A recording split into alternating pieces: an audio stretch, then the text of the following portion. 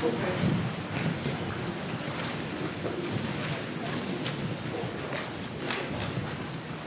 I'd like to welcome everyone to class 15-1.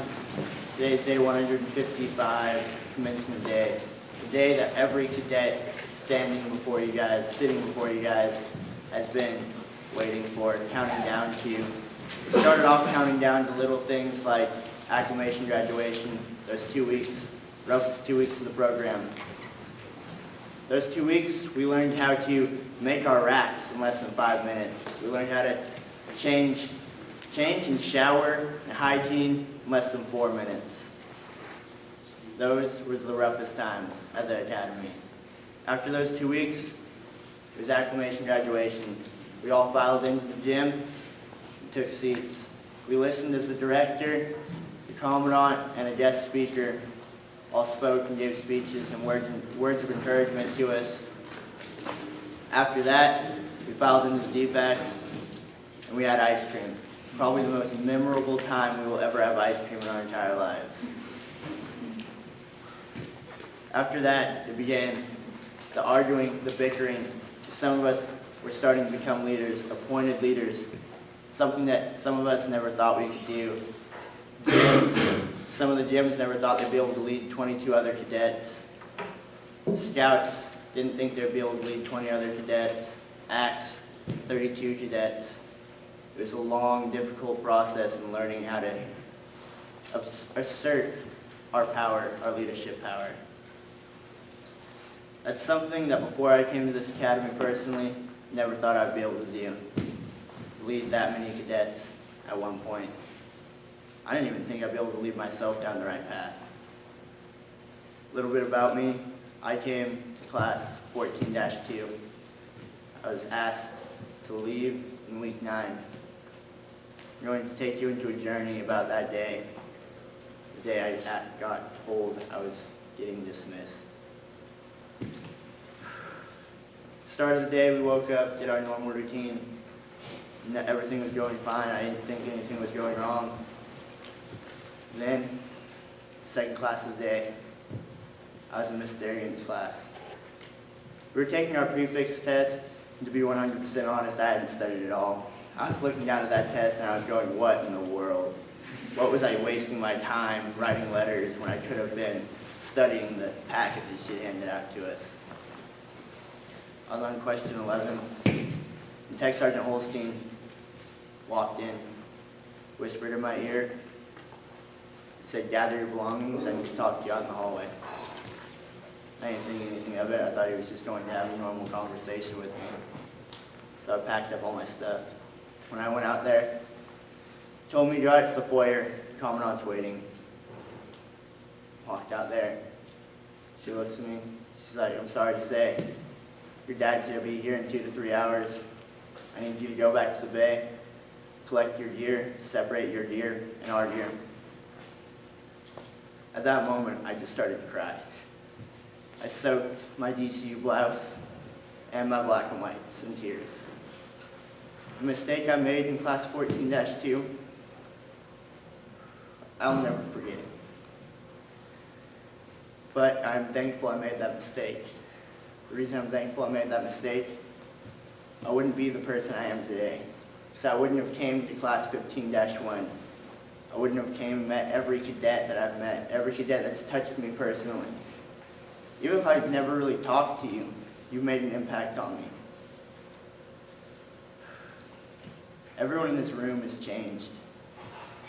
Acclimation, we're all those juvenile delinquents. Some of us were acclimating from not doing drugs. Some of us were acclimating from not going out and partying or staying out late.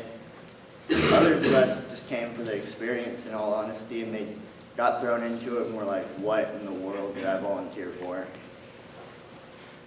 And it was something that we all thought. This is something that we all thought. We all thought, I should just sign that paper and say I want to go home. It's a hard ball to swallow now that you're at day 155.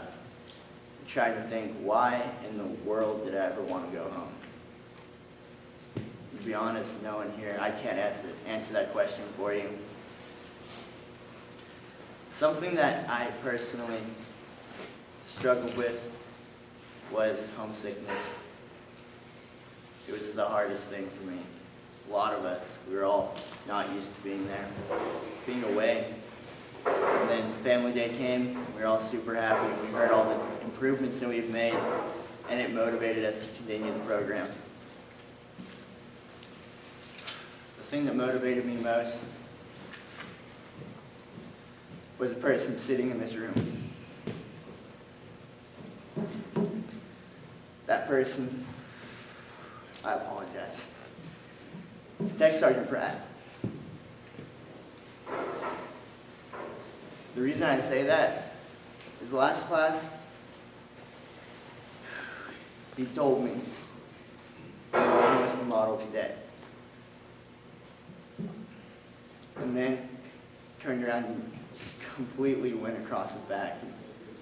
For lack of better words, stabbing him in the back, slapping him in the face, whatever you might want to say. I came back to this class and I saw him. I didn't have the guts to look him in the face. I didn't have the guts to look him in the eyes at all. And every time I saw him on duty, I just had to turn my head the other way. Because I didn't feel like I deserved to look him in the eyes. So I made a promise to myself that I was going to show him that I was that model cadet, that I was that leader that he saw I could be. I was going to show him that I was a great person. That was my personal motivation for getting through the program. We all have our motivation, and I want to see all of us take that motivation and change it over to something later on down the road. Our motivation to continue high school, our motivation to go on to college, motivation to be that astronaut, that doctor, whatever you want to be. I want to see everyone in this room succeed because we all can do it. Something that Tech Sergeant Pratt used to say all the time last class. This is the easiest thing you will ever do in your entire life. Take a moment, think about it. I learned why he said it's the easiest thing you will ever do. Nowhere else in life will they feed you 3 square meals and a snack on scheduled times. You will never, ever have a place that will do that for you. This place, no matter how bad you screw up, for the most part, they'll help you pick yourself up and change, learn from the mistake. Other places in life, you won't be able to just make that mistake and carry on. If you're in a job, you won't be able to make that mistake. Your boss will fire you and tell you, no, you made a mistake, I'm sorry, we can't have you here anymore. At the academy, no, they tell you, do push-ups, do burpees, flutter kicks, whatever it may be. Wear a rucksack on your back for 3 or 4 days. Nowhere else in life will they just make you push for it. Everywhere in life, they will just straight fire you on the spot and let you go. Because you're replaceable. Don't let people say you're replaceable, though. Because you aren't. Every person's unique. Everyone in this room is 100% more motivated, more dedicated, and has more motivation in their blood, running through their blood. They know they can do something than any juvenile outside in the real world. The reason is because we've been through that tough time now. We know how to push ourselves through it. We know how to hit that muscle failure and still keep pushing. I don't want to see any of us in this room just go fall down. If you start falling down, I have a Facebook, I have a phone. You can call me.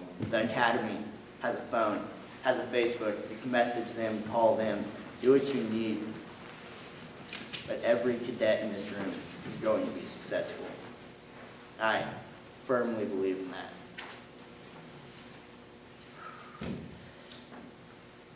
That's all I have for you guys.